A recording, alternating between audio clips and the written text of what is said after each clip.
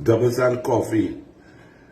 The Prime Minister of the Republic of Trinidad and Tobago made a statement in Parliament to show that for the second year consecutively, for the first time in the history of Trinidad and Tobago, the Auditor General was unable to audit the accounts of the people's money, your money, the taxpayers' money, because of the incompetence, corruption, nepotism, arrogance, vindictiveness, and wickedness of the PNM under Keith Rowley, Stuart Smallpin and Colm Imber.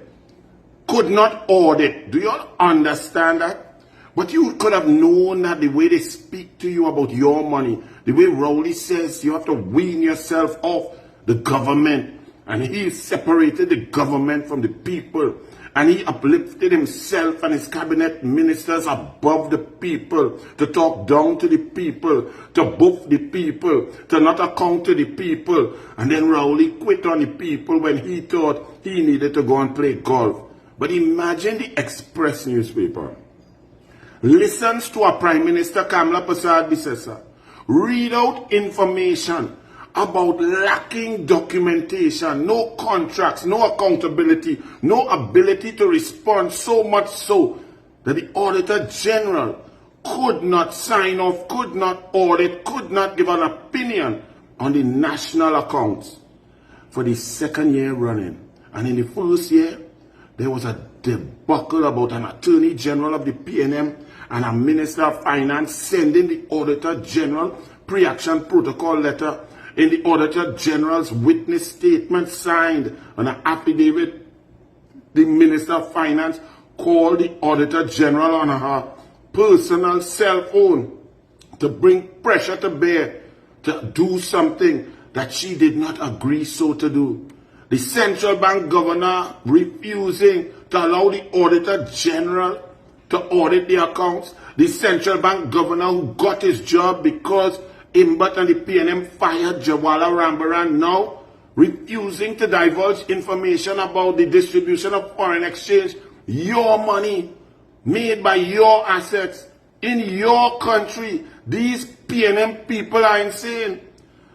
Now the editorial in the Express does what can only be described as mental, ethical, and moral gymnastics, while stating that it was devastatingly inappropriate, wrong, and unbelievable that the accounts could not be audited. The Express goes on to go into a scathing rebuke of the Judiciary and the Integrity Commission. Now, don't get me wrong. If those institutions did not account properly, they need to be run through the coals, raked over the coals. But not before the government, who's in charge of creating the budget, ballooning the budget and deficits to 9, 10, 11, 12 billion dollars. The politicians who claim that others are corrupt, those in charge of daily expenditure in the billions and trillions of dollars. The first ones that should be brought to account and raked over the coals is Keith Christopher Rowley, Stuart Smallpin, Colm Imber, not so, based just on the quantity of money them spend, based on the lack of accountability, based on the power of the Prime Minister, the awesome power to control every single cent. In fact, the money that the Judiciary and Integrity Commission spend, the small money that they get, is given and allocated to them by the government. But somehow the Express found it necessary to not go into detail on Rowley, on Keith Christopher Rowley, who had the audacity to say Kamla lie. Rowley, the biggest pathological liar, the most ridiculous human being to ever be sworn in as Prime Minister, until they selected Smallpin, who beat back Rowley. The Express refuses to go in and give you details about Rowley's mismanagement. So hear the Express editorial. A costly state failure to account. Okay, Express, let's hear you. Incompetence or corruption. These are two explanations for the failure of government ministries and other state entities to provide required documentation to the Auditor General. Really? Incompetence for a second year running? Incompetence may have expressed the first year, even though they had 8 years before that, or 7 years before that. But let's pretend you want to use the word incompetence in order to stay away from the truth, which is corruption, but back-to-back years. So, incompetence, you could have made mistakes, errors, and so on, omissions the year before. But having seen and learned those mistakes, you come back in the second year repeating it, and the Express is trying to suggest is incompetence the second time? No, Express. After incompetence, there's only one option left. Pure, unadulterated corruption. So they say, incompetence or corruption, these are two explanations for the failure of government ministries and other state entities to provide required documentation to the Auditor General. But expressing some of them state entities, which are all PNM, and I notice you don't like to say PNM. So people might read this and feel it's only all the governments. It's PNM government, Rowley government, small pin but government, Imbut government. And some of them board members of the PNM still there, who could not account. And you're all trying to make an argument that I bullied them to tell them resign. Let them go with their corrupt ruler, their corrupt leader, their corrupt cabinet. The Express continued. In her report submitted to Parliament last Friday, Auditor General Jaywanti Ramdas stated, I have not been able to obtain sufficient appropriate audit evidence to provide a basis for an audit opinion on the public accounts of the Republic of Trinidad and Tobago. She's not been able to receive the information. What is that information? Contracts, information, invoices, bills. If you running your business and you cannot account, when the accountant asks you how much you spend on concrete, how much you spend on stock, how much you spend on salaries, if you pay your NIS, talking about that. Chinese laundry, you pay your NIS yet? You pay your workers NIS yet? Chinese laundry, did you fix up the debt that you have at BIR and so on, the taxation? You're so studying to be a PNM, sort out that Chinese laundry. Anyway, that was just en passant. Continuing. From the Office of the Prime Minister to the Central Bank to the Ministry of Public Administration, public servants fail to produce financial statements, letters of authorization, or contracts to explain how money was spent. The worst offenders were perhaps the Ministry of Social Development and Family Services, the Judiciary of TNT, and the Integrity Commission. Really? And you notice how they said the public servants failed.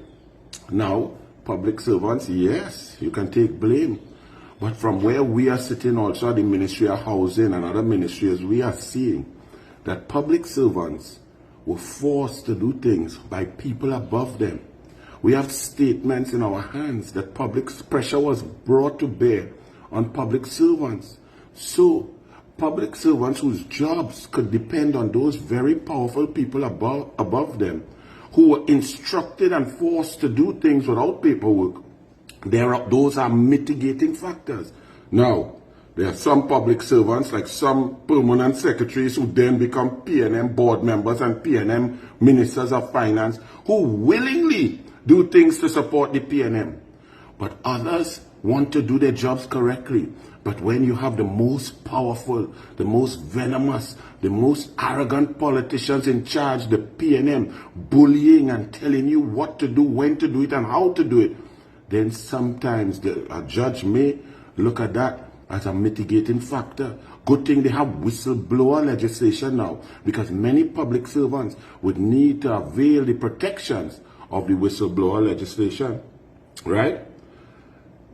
So they continue, so they go on all the bubble billions. They just mention Office of the Prime Minister. Who is Office of the Prime Minister? That Keith Christopher Rowley, the man who like to claim that everybody else corrupt except he. But all he does is put interlocking directorships in charge of your money. And his gate neighbors, 9 boards for one person like Ingrid Lashley, Newman George, and 7 boards. His own personal lawyer in charge of heritage after he shut down Petrotrin, controlling the narrative, controlling the decisions, controlling all around, putting Noel Garcia, one human being, to build everything under the sun. That is called control. That is red flags. We were telling you all this all the time, and now you see it. And the Express is unable to just call a spade a spade. The Express then goes on. In the case of the Commission, Integrity Commission, and then the Judiciary and so on, the rest of the editorial is about them, okay?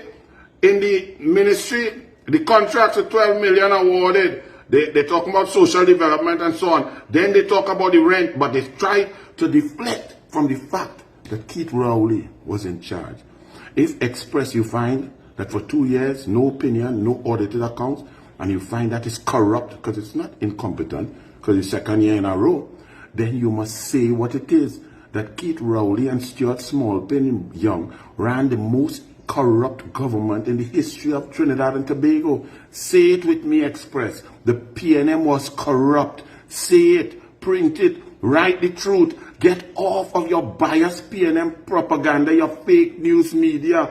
The Integrity Commission, the Judiciary, they have to be run over the coals too, and they have to improve the expenditure and so on. But also, when they are starved for resources, they may not have a full procurement department. They may not have all the staff to do things properly. So you have to investigate that. But the fact of the matter is, the number one person in charge of the entire population's money is the Prime Minister of the Republic of Trinidad and Tobago. Keith Rowley was the Prime Minister of the Republic of Trinidad and Tobago, and he failed to account on 2 occasions with his Minister of Finance, Colm Imber, failing to account for the expenditure of people's money. The most corrupt government in history. Say it, Express newspaper, and know the truth hurts. But you all are supposed to be journalists. But don't worry, it has social media now. Doubles and coffee. Bless.